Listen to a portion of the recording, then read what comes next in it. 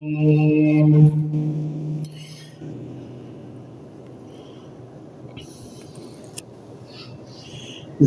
نشاط و عشق و غائل کیا گیا،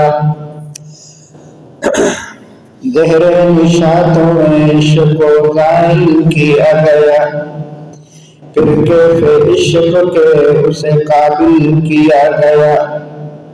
فارس سے آنے والا غریب الوطن نہیں، فارس سے آنے والا غریب الوطن نہیں، اس کو بھی اہل بیت میں شامل کیا گیا۔ اس نے تلاش حق میں جو عزم سفر کیا، اس نے تلاش حق میں جو عزم سفر کیا، سوئے در نبی اسے مائل کیا گیا۔ میرے واجب الاحترام قابل صد احترام ساتھیو، دوستو، بزرگو،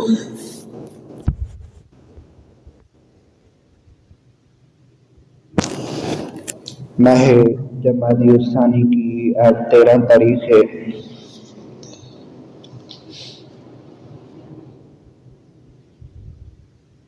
انگریزی مہینے کی 6 تاریخ، دیسی مہینے کی 23 تاریخ ہے، جمعۃ المبارک کا دن ہے۔ میں نے آپ کے سامنے سورۃ التوبہ کی ایک آیت تلاوت کی۔ اللہ رب العزت سے دعا ہے، التجا ہے کہ مجھے صحیح معنی بولنے کی اور آپ کو، مجھ کو، تمام مسلمان مردوں اور عورتوں کو کلام مقدس شریعت مطہرہ صلی اللہ علیہ وسلم پر صحیح معنی عمل کرنے کی توفیق عطا فرمائے۔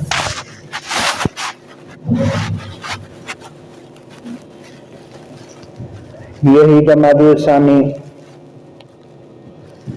آقا دو جہاں صلی اللہ علیہ وسلم کے صحابہ میں سے پیارے صحابی حضرت سلمان فارسی رضی اللہ تعالی عنہ کی وفات کا مہینہ ہے۔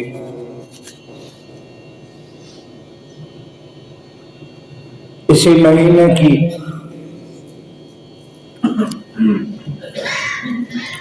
9 تاریخ کو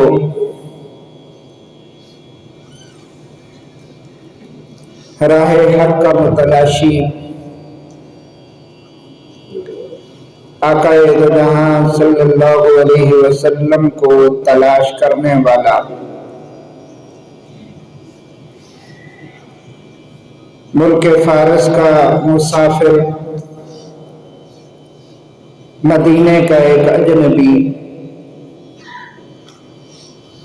غلام، جسے دنیا حضرت سلمان فارسی رضی اللہ تعالی عنہ کے نام سے جانتی اور پہچانتی ہے، اسی مہینے کی 9 تاریخ کو آپ کی وفات ہے۔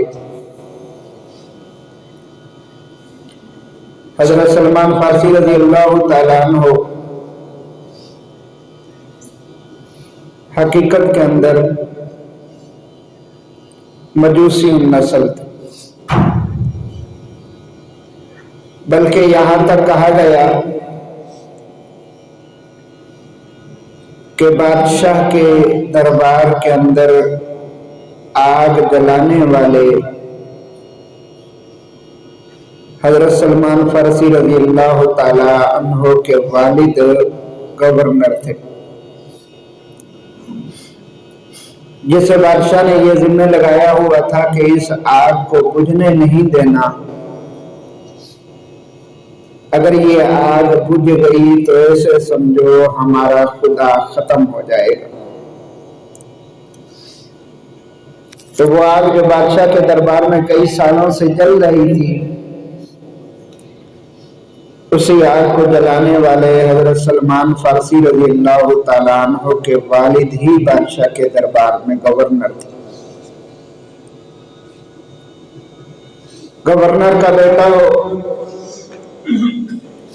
چودھری کا بیٹا ہو، نواب کا بیٹا ہو، صدر اور وزیر اعظم کا بیٹا ہو،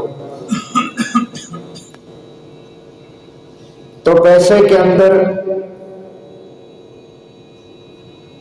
وہ کس قدر پیار اور محبت سے رکھا جاتا ہے، یہ ہر شخص ہی بخوبی جانتا ہے۔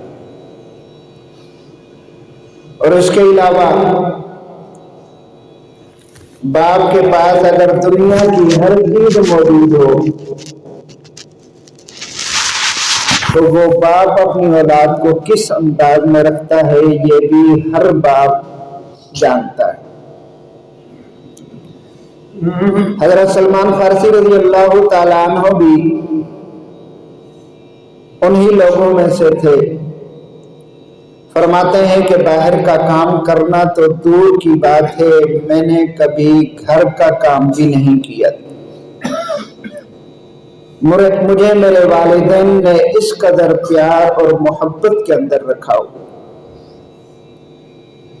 بالآخر والد بیمار ہو گیا، والد نے میرے ذمہ لگایا کہ جاؤ باہر جو باغات ہیں اپنے وہاں مزدوروں نے کام کیا ہوگا، ان کی جو دہاڑی بنتی ہے وہ لے کر آؤ۔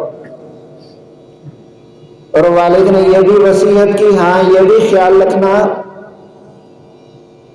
راستے میں آتے ہوئے جاتے ہوئے کسی سے ہم کلام نہ ہونا، خاموشی سے جانا، خاموشی سے واپس آنا۔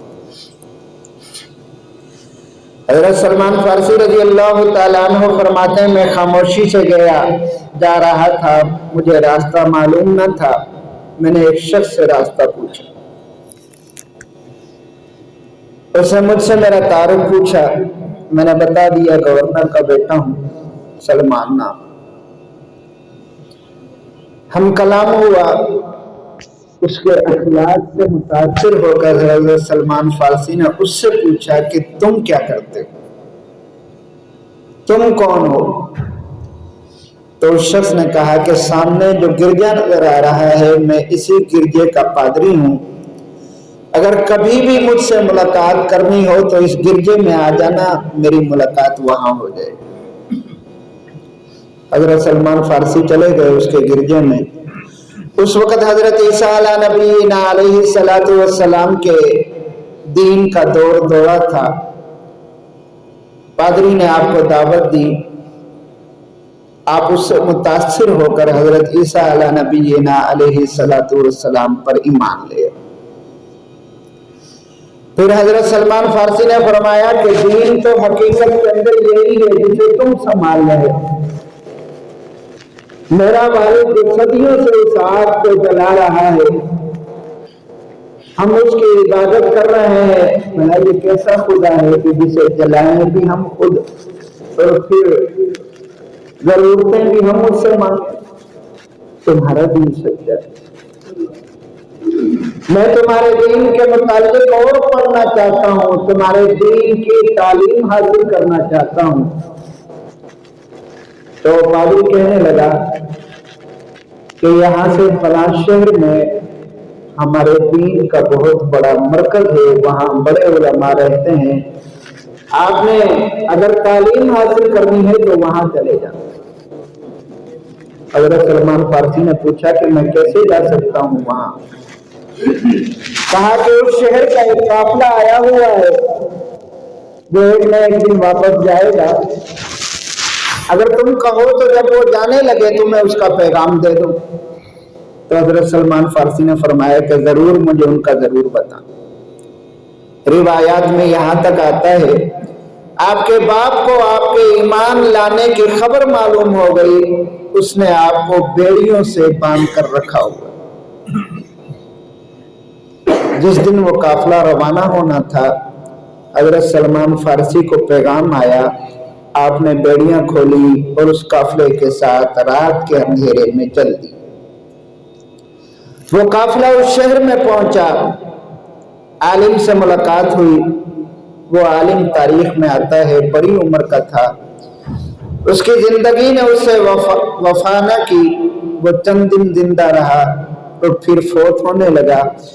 جب وہ مرنے لگا تو حضرت سلمان فارسی نے اس سے پوچھا کہ میں تو علم حاصل کرنے کے لیے آیا تھا، آپ کی زندگی نے تو وفا نہ کی، میں اور علم حاصل کرنا چاہتا ہوں، مجھے کوئی اور مرکز بتائے۔ اس نے ایک اور شہر بتایا کہ وہاں فلاں نام کا پادری ہے، اس کے پاس چلے گئے۔ اس کے پاس چلے گئے، وہ بھی بڑی عمر کا تھا، اس کی زندگی نے بھی وفا نہ کی، وہ بھی چل دیا۔ اس سے پھر تیسرے کے پاس، چوتھے کے پاس گئے۔ جب چوتھے کے پاس پہنچے تعلیم حاصل کرتے رہے، جب اس کے دنیا سے جانے کا وقت آیا تو پھر حضرت سلمان فارسی نے پھر پوچھا کہ میں علم حاصل کرنا چاہتا ہوں، کسی بڑے عالم کا نام بتاؤ۔ تو اس شخص نے کہا کہ تم اگر راہ حق کے مسافر ہو تو میری وصیت کو غور سے سنو، میرے بعد اس دنیا میں کوئی بھی عالم ایسا نہیں جو میرے مذہب پر حقیقت میں چل رہا،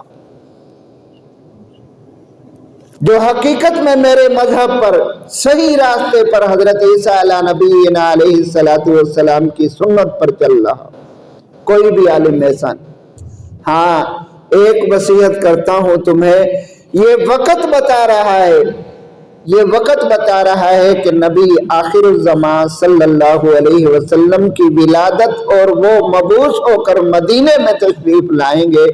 اگر ہو سکے تو اس کھجوروں والے شہر میں چلے جاؤ، وہاں اگر تمہاری ملاقات ان سے ہو جائے تو ان کے ہاتھ پر کلمہ پڑھ لو، یہی حق، یہی حق ہے۔ اس کے علاوہ اس وقت دنیا میں حضرت عیسیٰ علیہ نبینا علیہ السلام کے مذہب پر کوئی بھی عالم نہیں۔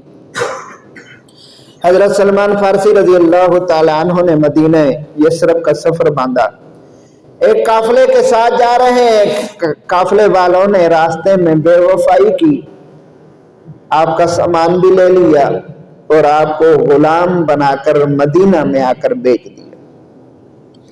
حضرت سلمان فارسی فرماتے ہیں یا رسول اللہ صلی اللہ علیہ وسلم، میں ایک پادری کا غلام بن گیا جس نے کبھی دن میں کام، گھر کے اندر ایک کام بھی نہ کیا ہو، شہزادوں کی طرح پلا اور بڑا ہو، آج وہ غلامی کی زندگی گزار۔ حضرت سلمان فارسی فرماتے ہیں یا رسول اللہ صلی اللہ علیہ وسلم، میرے دن اور رات کیسے گزرتے رہے میں جانتا ہوں، میرا رب جانتا۔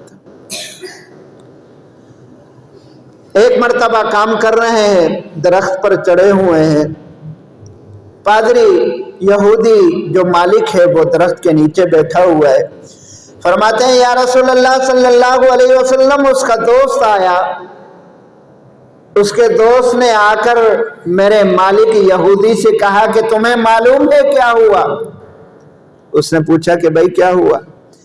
کہا کہ وہ شخص جو مکہ میں رہ کر نبوت کا دعویٰ کیا کرتا تھا وہ آج مدینہ میں آ چکا، وہ آج مدینہ میں آ چکا ہے۔ حضرت سلمان فارسی فرماتے ہیں کہ جس گھڑی کی انتظار تھی اس گھڑی کا سننا تھا کہ درخت سے میرے ہاتھ چھوٹے میں نیچے آ کر گر، میرا پاؤں زخمی ہو گیا۔ میں نے اس اپنے یہودی مالک کے دوست سے پوچھا کہ کیا کہا تو نے، دوبارہ بتانا۔ فرماتے ہیں میرے یہ کہنے کی دیر تھی کہ میرے مالک نے مجھے تھپڑ مارا اور کہا کہ تیرا کیا جائے اس شخص سے، جا کام کر اپنا۔ فرماتے ہیں یا رسول اللہ صلی اللہ علیہ وسلم، اوپر سے پاؤں کی چوٹ تھی اور پھر جب مالک کا تھپڑ پڑا تو پھر آنکھوں سے آنسو نبع ہو۔ اللہ کے رسول صلی اللہ علیہ وسلم کے پاس تشریف فرما ہے، جب آخری پادری سے روانہ ہونے لگے تو حضرت سلمان فارسی نے اس سے پوچھا کہ بھائی اگر اس نبوت والے شخص سے میں مل بھی لوں تو کوئی نشانی تو بتا دو کہ میں اسے پہچان سکوں، میں اسے پہچان سکوں کہ ہاں واقعی یہی شخص ہے۔ فرمایا یا رسول اللہ صلی اللہ علیہ وسلم، اس نے 3 نشانیاں بتائی۔ پہلی نشانی بتائی تھی کہ صدقے کا مال نہیں لے گا، دوسری نشانی بتائی تھی کہ ہدیہ لے لے گا، اور تیسری نشانی بتائی تھی کہ مہر نبوت، کندھوں کے درمیان میں مہر نبوت۔ فرماتے ہیں یا رسول اللہ صلی اللہ علیہ وسلم، میں کام کیا کرتا تھا، ہفتے میں ایک دن چھٹی ہوتی، کھجوریں لی، میں چھٹی کے دن آپ کے در اقدس پر حاضر ہوا، میں نے کھجوریں حاضر کی، یا رسول اللہ صلی اللہ علیہ وسلم صدقہ ہے۔ آپ نے مجھ سے لی اور لے کر صحابہ میں تقسیم کرتے ہوئے فرمایا کہ سلمان ہم صدقہ نہیں کھاتے، سلمان ہم صدقہ نہیں کھاتے۔ فرماتے ہیں کہ میرے دل میں خوشی ہوئی کہ ایک نشانی پوری ہو، ایک نشانی پوری ہو گئی۔ پھر کچھ وقت گزرا، پھر میرے پاس وقت ملا، کھجوریں آئی، میں پھر لے کر حاضر ہوا، یا رسول اللہ صلی اللہ علیہ وسلم ہدیہ ہے۔ فرماتے ہیں یا رسول اللہ صلی اللہ علیہ وسلم آپ نے میرے ہاتھ سے لیں اور لے کر اپنے منہ مبارک میں رکھیں اور فرمایا کہ ہاں سلمان ہم سب ہدیہ کھا لیتے ہیں، ہم ہدیہ کھا لیتے ہیں۔ فرماتے ہیں یا رسول اللہ صلی اللہ علیہ وسلم اب تیسری نشانی باقی تھی۔ حضرت سلمان فارسی نے وقت نکالا، پھر در اقدس پر حاضر ہوئے اللہ کے رسول صلی اللہ علیہ وسلم اپنے صحابہ میں تشریف فرما ہے۔ حضرت سلمان فارسی آگے بیٹھے ہوئے، تھوڑی دیر کے لیے اٹھتے ہیں، اٹھ کر پیچھے کا چکر لگاتے ہیں، پھر آ کر بیٹھ جاتے ہیں، پھر تھوڑی دیر گزری، پھر اٹھے، پیچھے کا چکر لگایا، پھر آ کر بیٹھ گئے۔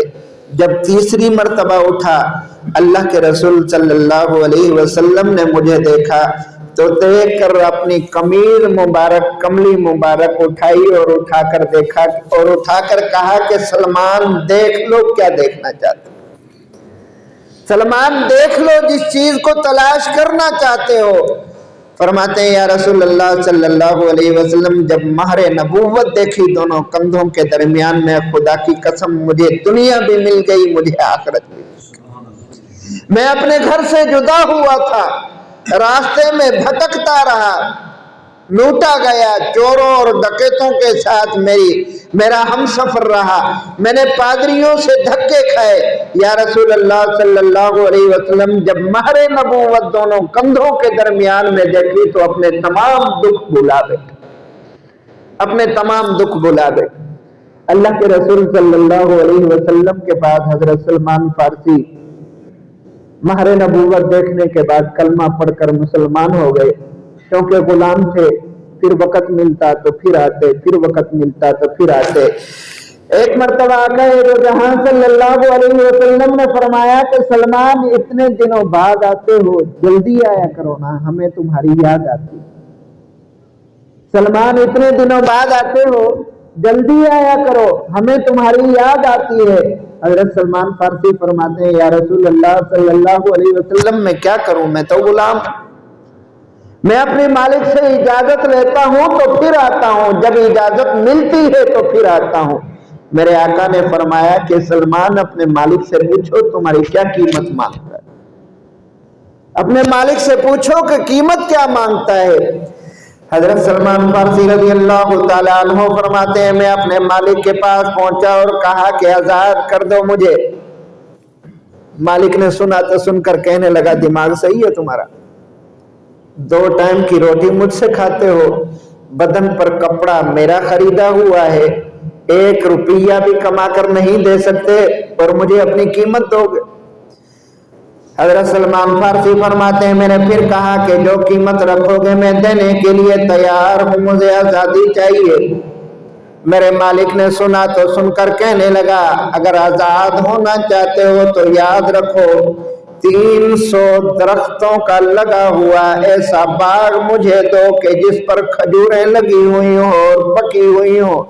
حضرت سلمان فارسی فرماتے ہیں میں دل باندھ کر بیٹھ گیا۔ پھر میرے مالک نے کہا کہ اگر آزادی چاہتے ہو تو یاد رکھو اتنے اوقیہ چاندی اگر سونا مجھے دو گے تو پھر آزادی مل سکتی ہے۔ حضرت سلمان فارسی فرماتے ہیں کہ وقت گزرتا گیا، پھر میں در اقدس پر حاضر ہوا، میرے آقا نے وہی شکایت مجھ سے پھر دوبارہ کی سلمان اتنے دنوں بعد آتے ہو۔ میں نے کہا یا رسول اللہ صلی اللہ علیہ وسلم غلام ہوں، آقا کی طرف سے اجازت ہوتی ہے تو ملنے آ جاتا ہوں۔ فرمایا کہ سلمان ہم نے تم سے کہا تھا کہ اپنی قیمت پوچھ کر لو۔ فرماتے ہیں یا رسول اللہ صلی اللہ علیہ وسلم میرا مالک مجھے آزاد کرنے کے لیے تیار نہیں۔ فرمایا کہ سلمان قیمت پوچھو۔ فرمایا یا رسول اللہ صلی اللہ علیہ وسلم آزاد نہیں کرنا چاہتا۔ فرمایا سلمان میں کہہ رہا ہوں قیمت پوچھو۔ حضرت سلمان فرماتے ہیں کہ جب تیسری مرتبہ میرے آقا نے मुझसे पूछा तो मैंने कहा या रसूल अल्लाह सल्लल्लाहु अलैहि वसल्लम 300 दरख्त खजूरों के लगा हुआ बाग मांगना चाहता है और इतने वजन के अंदर सोना मांगता है।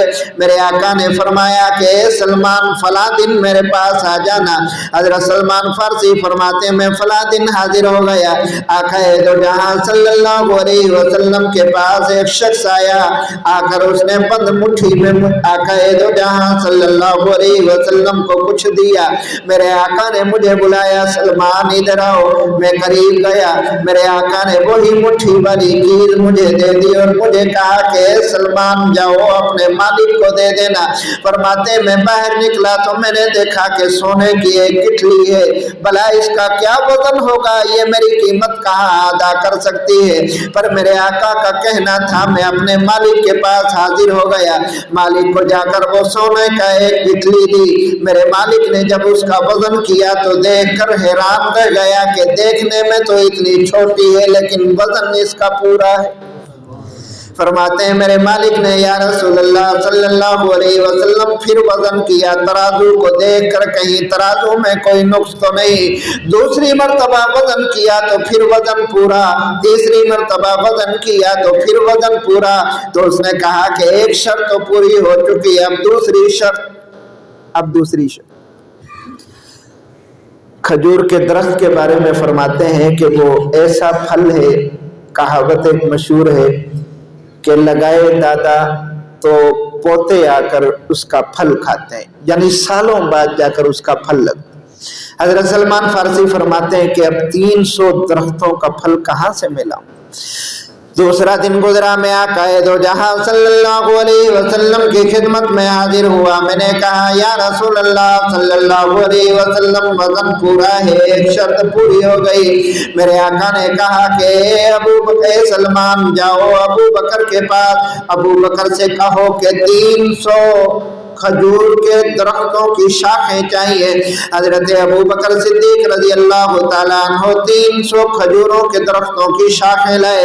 हजरत सलमान फारसी को फरमाया कि सलमान इसे ले जाओ, कल को मेरे पास हाजिर हो जाना फला बाग के अंदर। हजरत सलमान फारसी फरमाते हैं कि मैं वो 300 शाखें लेकर दूसरे दिन हाजिर हुआ। मेरे आका शाखें अपने हाथों से लगाते गए, उमर रजी अल्लाह तआला अन्हु पानी लगाते गए, 300 शाखें लग गई। आका दो जहां सल्लल्लाहु अलैहि वसल्लम ने फरमाया कि सलमान कल को इस बाग की रिपोर्ट आकर हमें देना। हजरत सलमान फारसी फरमाते हैं लोगों में तुम्हें क्या बताऊं, जब कल को उस बाग में मैं हाजिर हुआ मैंने देखा कि वो शाखें जो थी वो तनावर दरख्त बन चुके हैं। मैं आका के पास आया, आकर बताया या रसूल अल्लाह सल्लल्लाहु अलैहि वसल्लम दरख्त तो तैयार हो चुके। मेरे आका ने फरमाया कि सलमान कल को फिर रिपोर्ट देना है इस बात की। हजरत सलमान फारसी फरमाते हैं कि मैं तीसरे दिन हाजिर हुआ, मैंने देखा कि वो दरख्त तो फल उठा चुके हैं और उन पर फल पककर भी तैयार हो चुके हैं। मैंने आका को जाकर रिपोर्ट दी या रसूल अल्लाह सल्लल्लाहु अलैहि वसल्लम फल पककर तैयार हो चुके हैं। मेरे आका ने फरमाया कि जाओ अपने मालिक से जाकर कह दो कि वो बाग भी तैयार है। आका दो जहां सल्लल्लाहु अलैहि वसल्लम का दिया हुआ बाग। हजरत सलमान फारसी जब अपने यहूदी मालिक के पास गए, जाकर कहा कि मेरे मालिक बाग तैयार है। वो कहने लगा पागल हो गया है, 3 दिन पहले तो मैं देख कर आया हूँ, वहाँ कुछ भी नहीं, चटियल मैदान है। हजरत सलमान फारसी फरमाते हैं मैंने कहा कि चलो तो सही, देखो तो सही। मेरे आका ने कहा कि तेरी अकल तो मारी गई है लेकिन मेरी अकल नहीं मारी गई। हजरत सलमान फारसी फरमाते हैं जब तीसरी मर्तबा मैंने मालिक से कहा कि बातें ना करो, चलो देखो तो सही। फरमाते हैं जब मेरा मालिक उठा आकर उसने देखा कि बाग तो वाकई बाग बन चुका है और उस पर फल पककर भी तैयार हो चुके हैं। हजरत सलमान फारसी से कहने लगा कि ये कैसे हुआ। हजरत सलमान फारसी फरमाते हैं कि अगर हाथ मेरा होता तो कभी भी ना होता, ये हाथ मेरे यार का है, उसी के लगाए हुए दरख्त है। हक उसका है, मोहम्मद अरबी का, जिसका कलमा पढ़कर मैं मुसलमान हुआ हूँ, जिसके लिए मैं मुल्क शाम से हिजरत करके आया हूँ, जिसका मैं मुतलाशी था, खुदा की कसम वही हक मुझे मिला है, हाथ मेरा नहीं, उसी रहमतुल लिल आलमीन का है। अगर मेरा होता तो कभी ना होता, ये उसी रहमत के हाथ लगे हैं तो फल दिया। हजरत सलमान फारसी रजी अल्लाह तआला अन्हु इसी जमादिउल अव्वल की 9 तारीख को आपकी वफात है। तारीख में आता है कि तकरीबन आपने 350 साल उम्र पाई है और आपका ज्यादातर अरसा सहाबा के दौर के अंदर गवर्नरी में रहा है। गवर्नरी के अंदर भी आपकी वो आजिज़ी थी कि तारीख आपकी आजिज़ी बयान नहीं कर सकती। मुल्क शाम के गवर्नर है, एक मुसाफिर आया, उसने देखा कि फटे पुराने कपड़े, पुराने लिबास में लंबे कद वाला सही नौजवान है। उसने बुलाकर कहा, ओ खादिम इधर आओ। हजरत सलमान फारसी फरमाते हैं मैं करीब गया, उसने मुझे कहा कि ये मेरा सामान उठाओ और मेरे घर तक पहुंचा दे। फरमाते हैं रास्ते में चल रहा हूं, जो शख्स भी मिले, गवर्नर साहब अस्सलाम वालेकुम, गवर्नर साहब अस्सलाम वालेकुम। जब उस मुसाफिर ने सुना तो सुनकर कहने लगा कि ये लोग क्या कहते हैं? फरमाया कि ये लोग कहते हैं गवर्नर साहब अस्सलाम वालेकुम। तो वो शख्स मुसाफिर कहने लगा कि गवर्नर क्यों कहते हैं आपको? फरमाया कि मैं गवर्नर हूँ। हजरत अमीरुल मोमिनीन उमर रजी अल्लाह तआला अन्हु ने मुझे मुल्क शाम का गवर्नर बनाया है। वो शख्स मेरे कदमों में गिरकर माफी मांगने लगा, कहा कि मैंने तो समझा कि खादिम है, कुल्ली है, सामान उठाने वाला कोई मुसाफिर है, मुझे ना मालूम था कि तुम मुल्क शाम के मुसाफिर हो, मुल्क शाम के गवर्नर हो। हजरत सलमान फारसी फरमाने लगे कि ना तू माफी ना मांग, मेरे दिल के अंदर तकब्बुर आ चुका था, तेरे सामान उठाने से मेरा तकब्बुर खत्म हो गया, आजिज़ी आ चुकी है। वो सहाबा कराम रज़ी अल्लाह तआला अन्हुम अजमईन थे। अल्लाह रब्बुल इज्जत से दुआ है कि ऐसा ईमान, ऐसी आजिज़ी हमें भी नसीब फरमाए। अपनी